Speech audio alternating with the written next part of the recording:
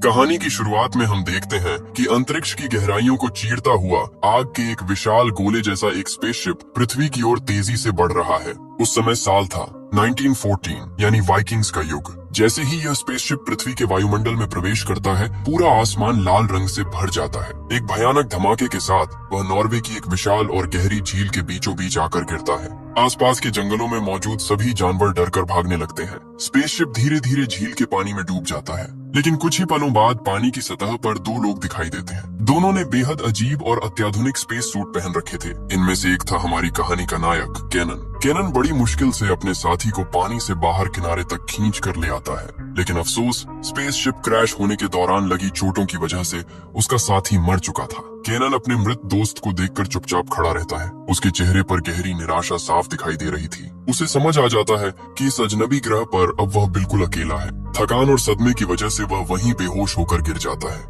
कुछ समय बाद केनन की आंख खुलती है। वह झील में तैरती हुई एक कंप्यूटर यूनिट को देखता है और उसे बाहर निकाल लेता है। जब वह सिस्टम को चेक करता है, तब कंप्यूटर उसे बताता है कि आसपास कोई भी स्पेसशिप मौजूद नहीं है जो उसकी मदद के लिए आ सके। इसका मतलब साफ था, इस ग्रह से निकलने का अब कोई रास्ता नहीं बचा था। केनन समझ जाता है कि अगर उसे यहाँ जिंदा रहना है तो उसे इस दुनिया के लोगों और उनकी भाषा को समझना होगा। वह अपने कंप्यूटर की मदद से एक बेहद दर्दनाक प्रक्रिया शुरू करता है। उस प्रक्रिया के दौरान इस ग्रह की भाषा, संस्कृति और ज्ञान सीधे उसके मस्तिष्क में डाउनलोड किया जाता है। यह प्रक्रिया इतनी दर्दनाक थी कि उसे देखकर ही अंदाजा लगाया जा सकता था कि केनन कितनी तकलीफ सह रहा है। इसके बाद वह अपने टूटे हुए स्पेसशिप के मलबे से कुछ जरूरी सामान इकट्ठा करता है। उसे एक खास तरह की बंदूक भी मिलती है। खुशकिस्मती से वह अभी भी काम कर रही थी। केनन फैसला करता है कि अब उसे आगे बढ़ना होगा। सबसे पहले वह अपने मृत साथी को पत्थरों से एक सम्मानजनक कब्र देता है। भले ही वह किसी दूसरे ग्रह का निवासी था,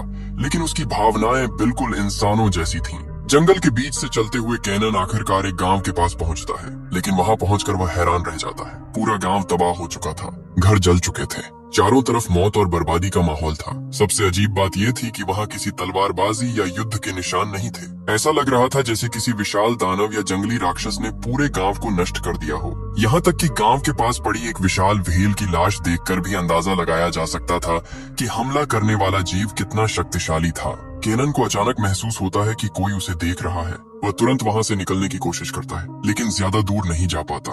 कुछ ही देर में घुड़सवार योद्धाओं का एक दल उसे चारों तरफ से घेर लेता है। ये थे वाइकिंग योद्धा। उनका नेता था उल्फ्रिक। उल्फ्रिक एक ही वार में केनन को बेहोश कर देता है। इसके बाद वे उसे बंदी बनाकर अपने साथ ले जाते हैं। इस संघर्ष के दौरान केनन की सबसे बड़ी उम्मीद भी उससे छिन जाती है। उसकी शक्तिशाली बंदूक नदी के पानी में गिरकर खो जाती है। अब उसके पास बचाव का कोई साधन नहीं बचा था। उल्फ्रिक केनन को लेकर अपने गांव वापस लौटता है। इस गांव का नाम था हीरोट। पूरा गांव विशाल लकड़ी की दीवारों से घिरा हुआ था, ताकि बाहरी दुश्मन आसानी से अंदर न आ सके। यहीं हमारी मुलाकात होती है गांव के राजा रौथगार और उनकी बहादुर बेटी फ्रेया से। फ्रेया कोई साधारण राजकुमारी नहीं थी। वह तलवार चलाने में बेहद निपुण थी। हम देखते हैं कि वह अपने पिता के साथ तलवारबाजी का अभ्यास कर रही है। उल्फ्रिक, जिसने केनन को पकड़कर लाया था, फ्रेया से विवाह करना चाहता था। उसका सपना था कि एक दिन वह इस गांव का राजा बने, लेकिन फ्रेया उसे बिल्कुल पसंद नहीं करती थी। उसकी नजर में उल्फ्रिक एक घमंडी और अहंकारी आदमी था। जब उल्फ्रिक बंदी बने केनन को गांव के बीचों बीच लाता है, तब सभी लोग उसे हैरानी से देखने लगते हैं। उसके कपड़े और उसका रूप उन लोगों के लिए बिल्कुल अलग था। गांव वाले उसका मजाक उड़ाने लगते हैं। इसके बाद उल्फ्रिक उसे पूछताछ के लिए एक झोपड़ी में ले जाता है। वह जानना चाहता था कि केनन कौन है और कहां से आया है। केनन बहुत समझदार था। वह जानता था कि अगर उसने सच बता दिया कि वह अंतरिक्ष से आया है, तो लोग उसे पागल समझेंगे या फिर मार डालेंगे। इसलिए वह झूठ बोलता है। वह कहता है, मेरा नाम केनन है, मैं उत्तर दिशा के एक द्वीप से आया हूँ, मैं यहाँ एक ड्रैगन का शिकार करने आया हूँ। यह सुनकर उल्फ्रिक और उसके साथी जोर जोर से हंसने लगते हैं। उन्हें यकीन ही नहीं होता कि केनन कोई ड्रैगन हंटर हो सकता है। उल्टा वे सोचते हैं कि शायद यह पास के तबाह हुए गांव का कोई आदमी है या फिर किसी दुश्मन का जासूस। केनन भागने की कोशिश करता है, लेकिन वाइकिंग योद्धा उससे कहीं ज्यादा ताकतवर थे। वे उसे लोहे की जंजीरों से बांध देते हैं। रात होने के बाद केनन जंजीरों से खुद को छुड़ाने की कोशिश करता है, वह एक गर्म लोहे की छड़ की मदद से अपनी बेड़ियां पिघलाने की कोशिश कर रहा था। उसी समय वहां फ्रेया आती है। वह केनन के घावों का इलाज करने आई थी। फ्रेया जब उसकी आंखों में देखती है तो उसे महसूस होता है कि यह आदमी साधारण नहीं है। वह केनन से पूछती है कि क्या पास वाले गांव को उसी ने नष्ट किया है। केनन बिना किसी झिझक के कहता है कि उसका इस विनाश से कोई संबंध नहीं है, लेकिन वह पूरी सच्चाई भी नहीं बताता। कुछ देर बाद केनन अचानक मौका देखकर फ्रेया को धक्का देता है, फिर पहरेदार पर हमला करके वहां से भागने की कोशिश करता है। लग रहा था कि वह सफल हो जाएगा, लेकिन तभी पूरे गांव में खतरे की घंटी बजने लगती है। एक ही पल में चारों तरफ अफरा तफरी मच जाती है। सभी लोग सोचते हैं कि शायद पड़ोसी गांव का राजा गुनार अपनी सेना लेकर हमला करने आ गया है। उल्फ्रिक और उसके योद्धा तुरंत हथियार लेकर बाहर की ओर दौड़ पड़ते हैं, लेकिन जब वे गांव के बाहर पहुंचते हैं तो वहां कोई सैनिक दिखाई नहीं देता, कोई इंसान नहीं, कोई सेना नहीं, सिर्फ अंधेरा। और उस अंधेरे के भीतर से आ रही थी एक अजीब और डरावनी गर्जना। गांव के अस्तबल में जहां घोड़े रखे जाते थे, एक भयानक जीव छिपा हुआ था। यह कोई साधारण जानवर नहीं था, यह था मुरवेन, वही जीव जो केनन के स्पेसशिप में छिपकर इस दुनिया तक पहुंच गया था। कुछ ही सेकंड में वह एक पहरेदार पर टूट पड़ता है। उसकी चीख पूरे गांव में गूंज उठती है। दानव उसे घसीटते हुए अंधेरे में ले जाता है। केनन जैसे ही उस जीव को देखता है, उसका चेहरा बदल जाता है। उसे तुरंत समझ आ जाता है कि उसका सबसे बड़ा डर सच हो चुका है। वह जोर से चिल्लाता है, वह मुरवेन है, उसी को मैं ढूंढ रहा था। लेकिन उस समय कोई उसकी बात पर ध्यान नहीं देता। सब लोग दहशत में थे। उल्टा भागने की कोशिश करने के कारण लोग केनन को फिर से पकड़ लेते हैं। इस बार उसे एक बड़े पत्थर से मजबूती से बांध दिया जाता है। अगली सुबह पूरे गांव में डर का माहौल था। कोई नहीं समझ पा रहा था कि पिछली रात हमला किस चीज ने किया था। उसी समय गांव का एक छोटा अनाथ लड़का एरिक केनन के पास आता है। वह चुपचाप उसे रोटी खाने के लिए देता है। एरिक की मासूमियत देखकर केनन भावुक हो जाता है। उसे अपना अतीत याद आने लगता है। अपने ग्रह पर उसका भी एक परिवार था, लेकिन मुरवेन प्रजाति के हमलों ने सब कुछ छीन लिया था। कुछ समय बाद गांव का राजा रोदगार केनन को अपने पास बुलाता है। राजा उससे पूछता है कि पिछली रात वह किस चीज के बारे में बात कर रहा था। अब पहली बार केनन सच बताने का फैसला करता है। वह कहता है कि यह कोई साधारण जानवर नहीं है, यह बेहद खतरनाक शिकारी है।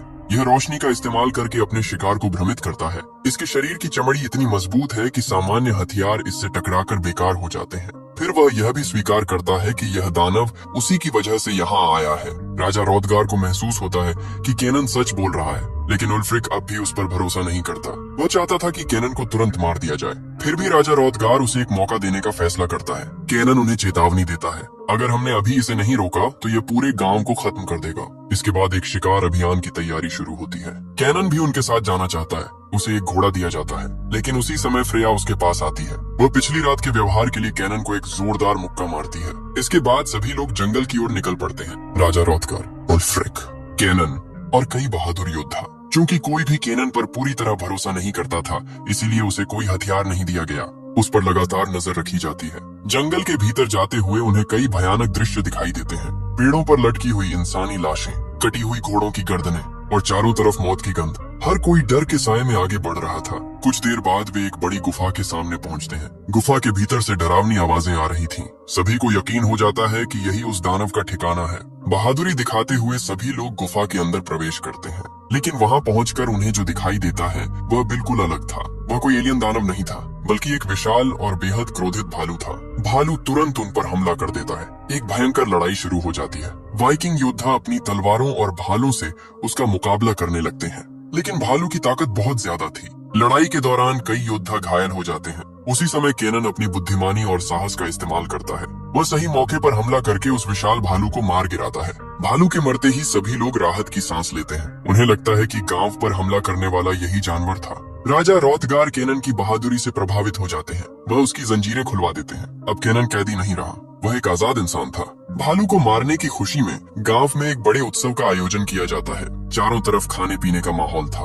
लोग नाच रहे थे, गाना गा रहे थे और जीत का जश्न मना रहे थे। अब केनन भी वाइकिंग्स के कपड़ों में दिखाई देता है। गांव वाले पहली बार उसे अपने बीच स्वीकार करना शुरू करते हैं। उत्सव के दौरान छोटा एरिक उसके पास आता है। केनन वह तलवार एरिक को दे देता है जिससे उसने भालू को मारा था। एरिक बेहद खुश हो जाता है। यहाँ तक कि उल्फ्रिक भी पहली बार केनन की बहादुरी का सम्मान करता है। दोनों एक साथ शील्ड गेम में हिस्सा लेते हैं। धीरे धीरे केनन गांव के लोगों के साथ घुलने मिलने लगता है। उसे ऐसा महसूस होने लगता है कि शायद उसे अपना नया परिवार मिल गया है। लेकिन उसके मन में अब भी एक सवाल था। उसे पूरा यकीन था कि जिस जीव ने उसके ग्रह को तबाह किया था वह कोई साधारण भालू नहीं हो सकता। उत्सव के बीच वह फ्रेया को अलग ले जाकर कहता है, तुम लोग गलती कर रहे हो। भालू वह दानव नहीं था। मुरवेन अभी भी जिंदा है और वह फिर से वापस आएगा। गांव के लोग अभी भी अपनी जीत का जश्न मना रहे थे। चारों तरफ हंसी, संगीत और खुशियों का माहौल था। लेकिन उसी समय अचानक सब कुछ बदल जाता है। अंधेरे को चीरते हुए जलते हुए तीर गांव की ओर आने लगते हैं। कुछ ही पलों में गांव का मुख्य द्वार टूट जाता है और उसके अंदर घुस आती है एक खूंखार सेना। इन योद्धाओं का नेतृत्व कर रहा था गुनार। गुनार को यकीन था कि राजा रौतगार ने उसके गांव को नष्ट किया है। वह मानता था कि उसके परिवार और उसके लोगों की मौत के पीछे रौतगार का हाथ है, इसीलिए वह बदला लेने आया था। कुछ ही सेकंड में उत्सव का माहौल एक खूनी युद्ध में बदल जाता है। एक तरफ गुनार की सेना थी और दूसरी तरफ रौतगार के योद्धा।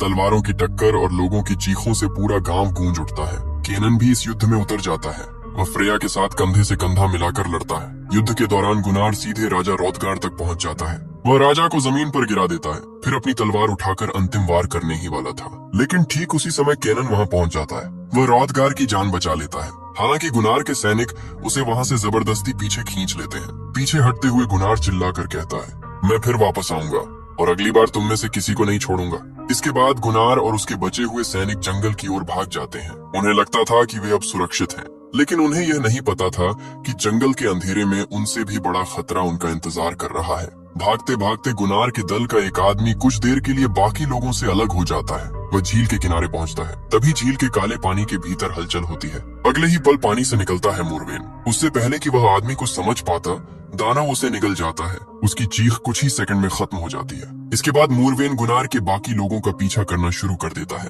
एक एक करके सैनिक गायब होने लगते हैं। गुनार के लोगों को लगता है कि शायद रौतगार के सैनिक उनका पीछा कर रहे हैं, लेकिन जल्द ही उन्हें अपनी गलती का एहसास हो जाता है। अंधेरे के बीच अचानक लाल और नीली रोशनी चमकने लगती है। मूरवेन अपने शरीर से निकलने वाली रोशनी का इस्तेमाल कर रहा था। वह अपने शिकार को भ्रमित कर देता था और फिर उन्हें आसानी से मार डालता था। अब गुनार और उसके साथी बुरी तरह डर चुके थे।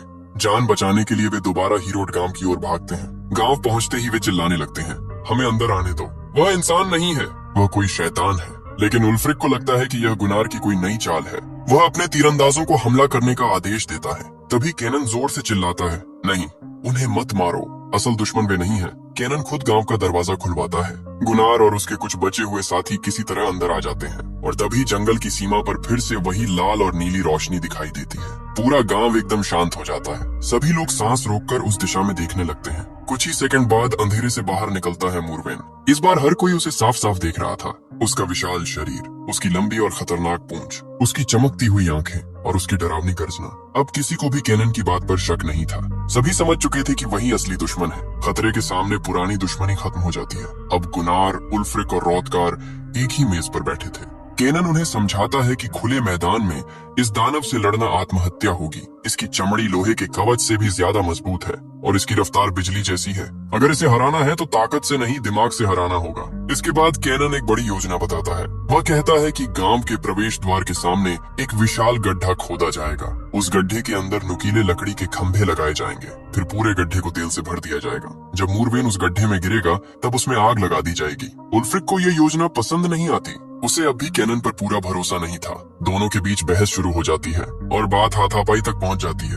लेकिन राजा रौतगार बीच में आकर उन्हें रोक देते हैं। वह कहते हैं, हम वही करेंगे जो केनन कह रहा है। उसने हमारी जान बचाई है। उसके बाद पूरे गांव में तैयारी शुरू हो जाती है। बूढ़े, बच्चे, औरतें और योद्धा सभी लोग मिलकर दिन रात मेहनत करते हैं। विशाल गड्ढा खोदा जाता है, तेल इकट्ठा किया जाता है, लकड़ियां जमा की जाती हैं। इस मुश्किल समय में केनन गांव का एक हिस्सा बन जाता है। राजा रौतगार सार्वजनिक रूप से उसे गांव का सदस्य घोषित कर देते हैं। युद्ध की तैयारी के बीच एक शांत पल भी आता है। एक रात फ्रेया केनन के लिए खाना लेकर आती है।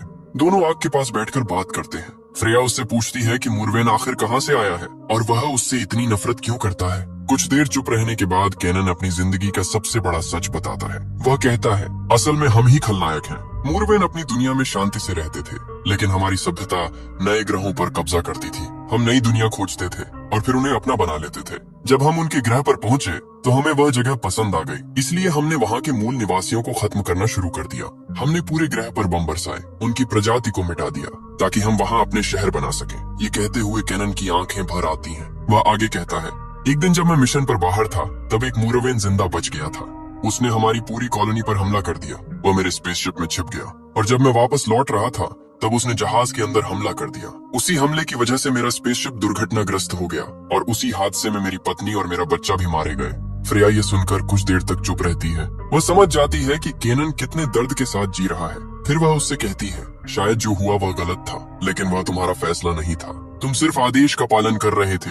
खुद को माफ करना सीखो। इसके बाद फ्रेया अपने परिवार की विरासत में मिली तलवार केनन को देती है। ये उसके दादा की तलवार थी। वाइकिंग्स के लिए यह बहुत बड़े सम्मान की निशानी थी और अब पहली बार केनन को महसूस होता है कि वह सचमुच इस दुनिया का हिस्सा बन चुका है। आखिरकार वह रात आ ही जाती है। पूरा गांव युद्ध के लिए तैयार खड़ा था। विशाल गड्ढा तैयार था, उसमें तेल भरा जा चुका था।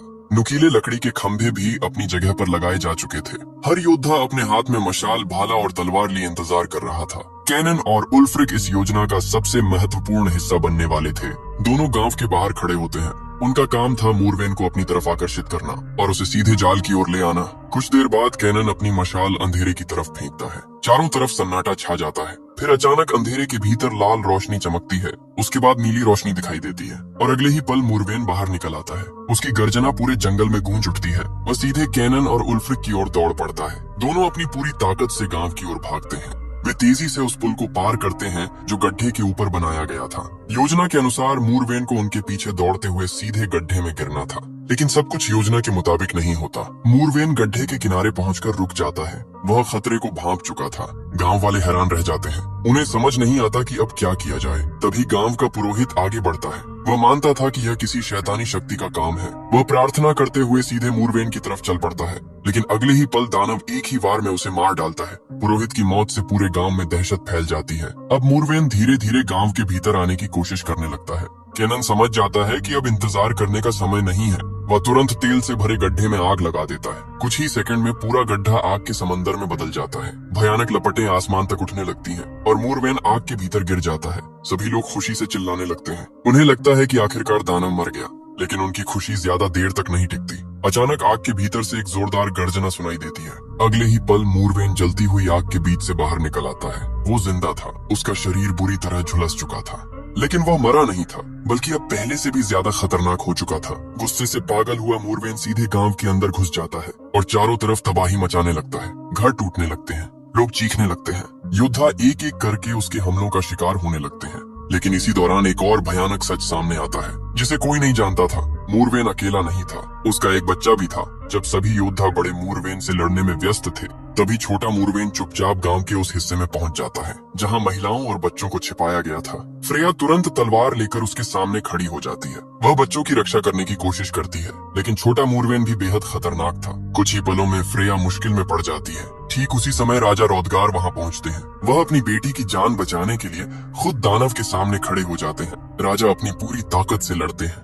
लेकिन उनकी उम्र अब उनका साथ नहीं दे रही थी और दानव की ताकत इंसानों से कहीं ज्यादा थी। कुछ ही देर में छोटा मूरवेन उन्हें गंभीर रूप से घायल कर देता है। इसी बीच केनन और उल्फ्रिक वहां पहुंचते हैं, लेकिन वे बहुत देर कर चुके थे। बड़ा मूरवेन अपने बच्चे को लेकर गांव से भाग निकलता है और पीछे छोड़ जाता है मौत और तबाही। राजा रोदगार जमीन पर पड़े थे, उनकी सांसें टूट रही थीं। फ्रेया उनके पास घुटनों के बल बैठ जाती है। कुछ ही पलों बाद राजा रोदगार दुनिया को अलविदा कह देते हैं। पूरा गांव शोक में डूब जाता है। उनका सबसे प्रिय राजा अब नहीं रहा था। सुबह होने तक गांव लगभग बर्बाद हो चुका था। कई बहादुर योद्धा मारे जा चुके थे, कई घर नष्ट हो चुके थे और हर चेहरे पर दुख साफ दिखाई दे रहा था। फ्रेया अपने पिता के शव के पास बैठकर रो रही थी। उल्फ्रिक खुद को दोष दे रहा था। उसे लग रहा था कि वह अपने राजा की रक्षा नहीं कर पाया। केनन समझ चुका था कि अब समय बहुत कम बचा है। मूरवेन फिर वापस आएगा और अगली बार शायद कोई भी जिंदा नहीं बचेगा। वह एरिक और गांव के बाकी लोगों से कहता है कि उन्हें यहाँ से निकल जाना चाहिए। उन्हें नावों में बैठकर सुरक्षित जगह की ओर जाना होगा, लेकिन केनन खुद नहीं जाएगा। उसका एक अधूरा काम बाकी था। उल्फ्रिक मानसिक रूप से टूट चुका था। वो कहता है,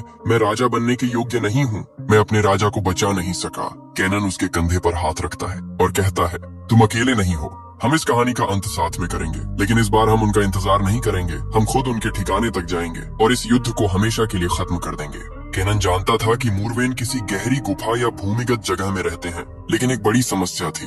उनके पास ऐसा कोई हथियार नहीं था जो दानव की चमड़ी को काट सके। साधारण लोहे की तलवारें लगभग बेकार थीं। तभी केनन के दिमाग में एक नया विचार आता है। उसके स्पेसशिप की धातु पृथ्वी के किसी भी लोहे से हजारों गुना ज्यादा मजबूत थी। अगर उसी धातु से नया हथियार बनाया जाए तो शायद मूरवेन को मारा जा सकता था। यही उनकी आखिरी उम्मीद थी और अब अंतिम युद्ध की तैयारी शुरू होने वाली थी। राजा रोदगार की मृत्यु के बाद पूरा गांव गहरे शोक में डूबा हुआ था, लेकिन दुख मनाने का समय अब खत्म हो चुका था। केनन जानता था कि अगर मूरवेन को नहीं रोका गया तो कोई भी सुरक्षित नहीं रहेगा। इसलिए वह और उल्फ्रिक अंतिम लड़ाई की तैयारी शुरू कर देते हैं। उनकी एकमात्र उम्मीद थी स्पेसशिप की धातु से बने नए हथियार, क्योंकि सामान्य हथियार मूरवेन की मजबूत चमड़ी को भेद नहीं सकते थे। केनन, उल्फ्रिक और फ्रेया झील की ओर रवाना होते हैं, वही झील जहां केनन का स्पेसशिप गिरा था। झील के किनारे पहुंचकर केनन पानी में उतर जाता है। एक अनुभवी अंतरिक्ष यात्री होने की वजह से वह आसानी से गहराई तक पहुंच जाता है। वह टूटे हुए स्पेसशिप के हिस्सों को खोजता है, फिर वहां से कुछ विशेष धातु के टुकड़े निकाल लेता है, लेकिन खतरा अभी खत्म नहीं हुआ था। झील के नीचे भी मौत उनका इंतजार कर रही थी। अचानक पानी के भीतर से एक मूरवेन केनन पर हमला कर देता है। केनन किसी तरह खुद को बचाता है। वह तेजी से सतह की ओर तैरता है, लेकिन इस संघर्ष के दौरान उनकी नाव टूट जाती है। हालात पूरी तरह बिगड़ जाते हैं। केनन किसी तरह किनारे तक पहुंचता है। वह उल्फ्रिक को ढूंढ लेता है, लेकिन फ्रेया कहीं दिखाई नहीं देती। कुछ ही देर बाद उन्हें समझ में आता है कि मूरवेन फ्रेया को अपने साथ ले गया है। फ्रेया का अपहरण हो चुका था। ये खबर सुनकर दोनों के चेहरे उतर जाते हैं, लेकिन उनके पास रुकने का समय नहीं था। उन्हें फ्रेया को बचाना था और साथ ही इस युद्ध को खत्म भी करना था। वे स्पेसशिप से निकाली गई धातु लेकर गांव वापस लौट आते हैं। गांव का लोहार बोरमिर अपनी कला के लिए प्रसिद्ध था। जब केनन उसे वह अजीब धातु दिखाता है तो वह हैरान रह जाता है। उसने पहले कभी ऐसी धातु नहीं देखी थी। बोरमिर पूरी मेहनत से काम में जुट जाता है। वह भट्ठी को तेज करता है। आग की लपटें और भी ऊंची होने लगती हैं। कई घंटों की मेहनत के बाद वह उस धातु को आकार देना शुरू करता है। हथौड़े की हर चोट के साथ एक नया हथियार जन्म ले रहा था। आखिरकार एक विशाल और बेहद धारदार तलवार तैयार होती है। इतनी मजबूत तलवार वाइकिंग्स ने पहले कभी नहीं देखी थी। अब यही तलवार मूरवेन को मारने की उनकी आखिरी उम्मीद थी। दूसरी तरफ फ्रेया धीरे धीरे होश में आती है। जब वह आंखें खोलती है तो खुद को एक भयानक गुफा के भीतर पाती है। चारों तरफ इंसानों और जानवरों की हड्डियां बिखरी हुई थी। सड़ी हुई लाशों की बदबू पूरे वातावरण में फैली हुई थी। ये मूरवेन का ठिकाना था, उनका शिकार घर, उनका भोजन भंडार। ये दृश्य देखकर फ्रेया के रोंगटे खड़े हो जाते हैं। वह वहां से निकलने की कोशिश करती है, लेकिन तभी उसके सामने छोटा मूरवेन आ जाता है। वह उसे ध्यान से देखने लगता है, मानो अपने अगले शिकार का निरीक्षण कर रहा हो। उधर केनन और उल्फ्रिक अब तैयार हो चुके थे। नई तलवार उनके पास थी। कुछ बहादुर योद्धा भी उनके साथ जाने का फैसला करते हैं। बोरमिर भी उनके साथ शामिल हो जाता है। वे एक पुराने कुएं के रास्ते नीचे उतरना शुरू करते हैं। केनन को विश्वास था कि यही रास्ता मूरवेन की गुफा तक जाता है। धीरे धीरे वे गहराई में उतरते जाते हैं। जितना नीचे जाते हैं वातावरण उतना ही डरावना होता जाता है। आखिरकार वे एक विशाल भूमिगत गुफा तक पहुंच जाते हैं। गुफा इतनी बड़ी थी कि किसी महल जैसी लग रही थी, लेकिन वहां का दृश्य बेहद भयावह था। गुफा के एक हिस्से में गर्म लावा उबल रहा था। ऐसा लग रहा था जैसे वे सीधे नरक में उतर आए हों। यहीं उनकी मुलाकात छोटे मूरवेन से होती है, वही दानव जिसने फ्रेया का अपहरण किया था। जैसे ही वह उन्हें देखता है, हमला कर देता है। एक भयंकर युद्ध शुरू हो जाता है। छोटा होने के बावजूद वह बेहद शक्तिशाली था। उसकी रफ्तार और ताकत इंसानों से कहीं ज्यादा थी। युद्ध के दौरान कई योद्धा मारे जाते हैं। एक एक करके केनन के साथी गिरने लगते हैं। यहाँ तक कि बोरमिर भी बहादुरी से लड़ते हुए अपनी जान गंवा देता है।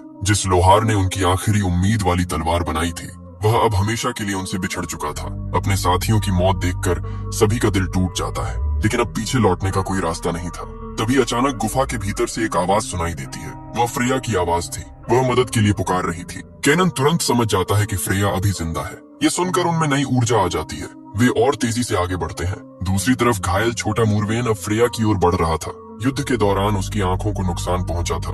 अब वह लगभग अंधा हो चुका था। वह सिर्फ आवाज सुनकर हमला कर रहा था। फ्रेया जितना हो सके चुप रहने की कोशिश करती है, लेकिन दानव लगातार उसकी ओर बढ़ता जा रहा था। केनन और उल्फ्रिक वहां तक पहुंचने की पूरी कोशिश कर रहे थे, लेकिन वे अभी भी काफी दूर थे। उन्हें समझ नहीं आ रहा था कि फ्रेया को कैसे बचाया जाए। तभी केनन एक जोखिम भरा फैसला करता है। वह अपनी नई तलवार पूरी ताकत से फ्रेया की ओर फेंक देता है। फ्रेया किसी तरह उसे पकड़ लेती है। उसी समय छोटा मूरवेन उसकी ओर छलांग लगाता है। फ्रेया सही समय पर तलवार उठाती है और पूरी ताकत से वार करती है। एक ही प्रहार में तलवार दानव के सिर को चीर देती है। छोटा मूरवेन वहीं ढेर हो जाता है। उसकी मौत के साथ गुफा में सन्नाटा छा जाता है। फ्रेया अब डर नहीं रही थी। उसकी आंखों में सिर्फ प्रतिशोध की आग थी। केनन और उल्फ्रिक उसके पास पहुंचते हैं। उसे सुरक्षित देखकर सभी राहत की सांस लेते हैं, लेकिन उनकी खुशी ज्यादा देर तक नहीं टिकती, क्योंकि अब इस गुफा में एक और कहीं ज्यादा खतरनाक दानव मौजूद था। छोटे मूरवेन की मौत के बाद जल्द ही एक भयानक गर्जना पूरे भूमिगत इलाके में गूंज उठती है। केनन और बाकी लोग तुरंत समझ जाते हैं कि बड़ा मूरवेन आ चुका है। दानव अपने बच्चे के मृत शरीर के पास पहुंचता है। वो कुछ क्षणों तक उसे देखता रहता है, फिर उसकी आंखों में पहले से कहीं ज्यादा क्रोध दिखाई देने लगता है। अब वह सिर्फ शिकार नहीं करना चाहता था, वह बदला लेना चाहता था। अगले ही पल वह पूरी ताकत के साथ केनन और उसके साथियों पर हमला कर देता है। गुफा के भीतर फिर से एक भयानक युद्ध शुरू हो जाता है।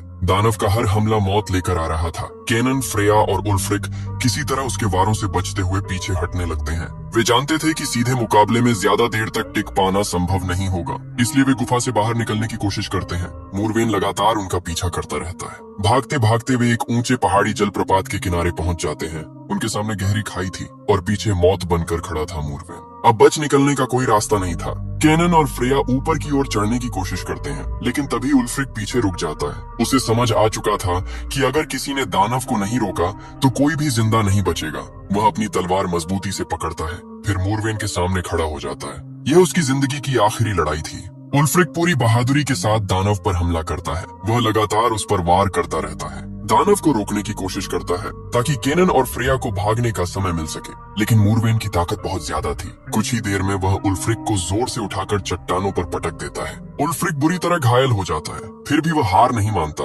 वह आखिरी बार उठता है और दानव के चेहरे पर जोरदार वार करता है। उसकी इस बहादुरी की वजह से केनन और फ्रेया को आगे बढ़ने का मौका मिल जाता है, लेकिन उल्फ्रिक की कीमत बहुत भारी थी। वह जान चुका था कि अब उसका अंत करीब है। मूरवेन अब सीधे केनन की तरफ बढ़ता है और शुरू होती है कहानी की सबसे बड़ी लड़ाई। केनन अपनी नई तलवार निकालता है। वह पूरी ताकत से दानव का सामना करता है। दोनों के बीच भयंकर संघर्ष होने लगता है। फ्रेया ऊपर से उसकी मदद करती रहती है। मूरवेन कई बार केनन को मारने की कोशिश करता है, लेकिन केनन हर बार बच निकलता है। एक सही मौके का इंतजार करते हुए वह लड़ता रहता है। आखिरकार उसे वह मौका मिल जाता है। वह अपनी पूरी ताकत से तलवार घुमाता है और दानव के एक हाथ को काट देता है। मूरवेन दर्द से दहाड़ उठता है। कुछ ही पलों में वह गहरी खाई में गिर जाता है। उसकी गर्जना धीरे धीरे दूर होती जाती है और फिर हमेशा के लिए खत्म हो जाती है। आखिरकार युद्ध समाप्त हो चुका था। मूरवेन मर चुका था। वह दानव जिसने कई दुनियाओं को तबाह किया था, अब हमेशा के लिए खत्म हो गया था। केनन और फ्रेया तुरंत उल्फ्रिक के पास वापस आते हैं। उल्फ्रिक जमीन पर पड़ा था। उसकी सांसें बहुत धीमी हो चुकी थीं। वह जानता था कि अब ज्यादा समय नहीं बचा है। वह केनन को अपने पास बुलाता है, फिर अपने राजकीय पदक की ओर इशारा करता है। कमजोर आवाज में वह कहता है, तुम हमारे राजा बनने के योग्य हो। मुझे सिर्फ एक बात का अफसोस है, हमारी दोस्ती बहुत देर से हुई। केनन उसकी बात सुनकर भावुक हो जाता है। वह उल्फ्रिक का हाथ पकड़ता है और कहता है, हम दोस्त हैं, हम हमेशा दोस्त रहेंगे। ये सुनकर उल्फ्रिक के चेहरे पर हल्की सी मुस्कान आ जाती है और कुछ ही क्षण बाद वह हमेशा के लिए आंखें बंद कर लेता है। जिस आदमी ने कभी केनन पर सबसे ज्यादा शक किया था, अंत में वही उस पर सबसे ज्यादा भरोसा करके गया। इसके बाद केनन और फ्रेया ऊपर चढ़कर बाहर पहुंचते हैं। वहाँ नीचे नदी के किनारे नावों में गांव के बचे हुए लोग उनका इंतजार कर रहे थे।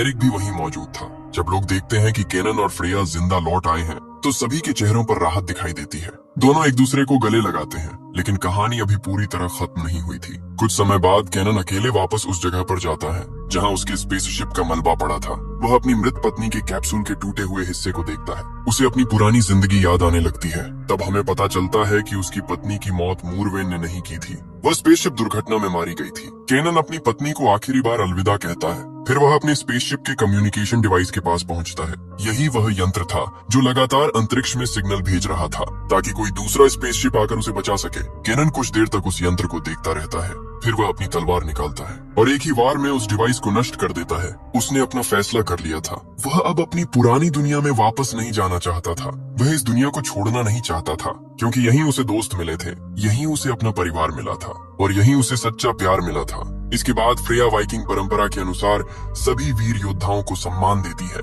फिर वह लोगों को केनन की कहानी सुनाती है। वह कहती है, एक समय था जब केनन हमारे लिए एक अजनबी था, एक ऐसा व्यक्ति जो किसी दूसरी दुनिया से आया था, लेकिन आज वही हमारे लोगों का नेता है, वही हमारा राजा है। समय बीतता है। केनन और फ्रेया एक दूसरे से विवाह कर लेते हैं। उल्फ्रिक की मृत्यु के बाद केनन गांव की जिम्मेदारी संभाल लेता है और छोटा एरिक, जिसने सबसे पहले उसे रोटी दी थी, उसे केनन अपने बेटे की तरह पालता है। इस तरह एक अकेला अंतरिक्ष यात्री जो कभी इस दुनिया में अजनबी बनकर आया था, आखिरकार उसे अपना घर मिल जाता है और यहीं खत्म होती है केनन और वाइकिंग्स की इस अद्भुत कहानी। अगर आप केनन की जगह होते तो क्या अपनी उन्नत दुनिया में वापस लौटते या फिर प्यार और परिवार को चुनते? अपना जवाब कमेंट में जरूर बताइए। अगर आपको ये कहानी पसंद आई हो तो वीडियो को लाइक कीजिए और चैनल को सब्सक्राइब करना मत भूलिए, क्योंकि ऐसी ही और शानदार मूवी एक्सप्लेनेशन आपके लिए आने वाली है।